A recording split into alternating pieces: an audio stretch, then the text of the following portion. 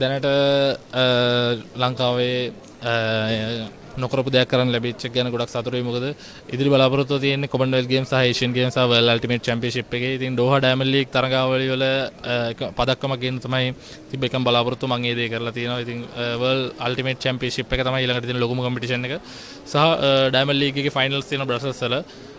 Commonwealth games තියෙනවා ලබන මාසේ සහ ඒෂියන් ගේම්ස් තියෙනවා. ඉතින් ওই ටිකේ අනිවාර්යෙන් මෙඩල් ටික ලංකාවට ගෙන දීම තමයි මේ අවුරුද්දේ තියෙන එකම බලාපොරොත්තුව.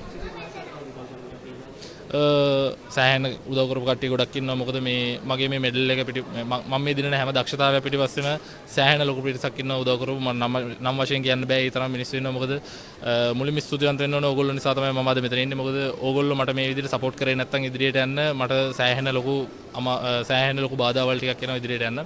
ඉතින් ගොඩක් ස්තුතියි ඕගොල්ලෝ හින්දා මම අද මෙතන ඉන්නේ. මම නම රුමේෂ් තරංග.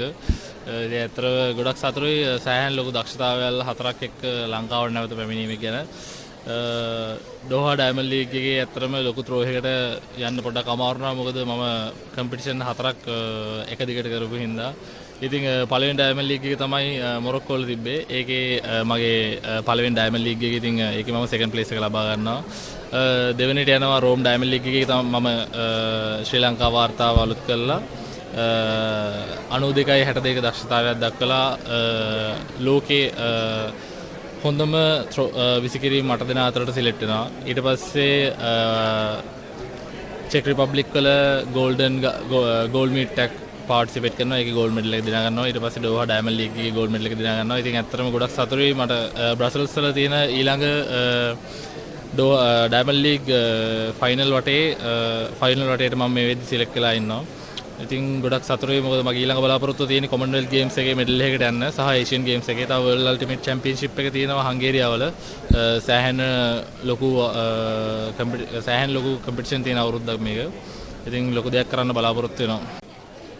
මගේ දරුවා ගැන මට සෑහෙන සතුටුයි. අද මේ දරුවා ලොකු ගමනක් ඇවිල්ලා තියෙනවා. පුංචි කාලේ නම් පොඩි බයක් තිබුණා. ඉතින් දරුවට මොන වෙයිද කියලා හිතා ගන්නත් බැරුව වගේ එහෙම තිබ්බා.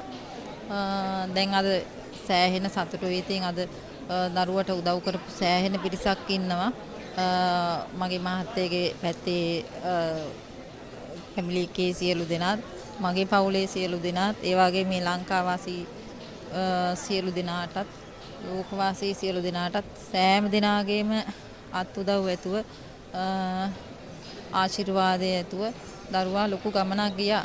තව දුරටත් දරුවට ලස්සන ගමනක් යන්න ඒ අයගේද සියලු දෙනාගේම ආශිර්වාදයේ ශක්තිය ධෛර්යය ලබා දෙන්න කියලා තමයි මට කියන්න තියෙන්නේ.